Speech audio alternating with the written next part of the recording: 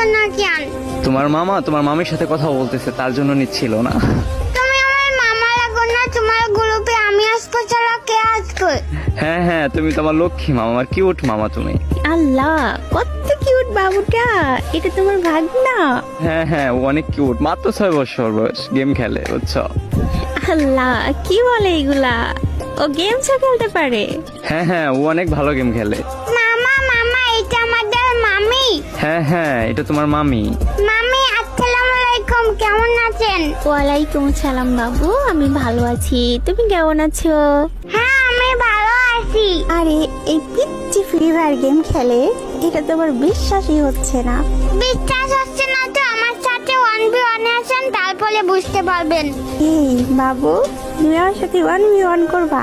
হ্যাঁ হ্যাঁ পারবেন, আমি মেয়েদের সাথে 1 vs 6 করি। ও মাই গড, ভয় পাইছি।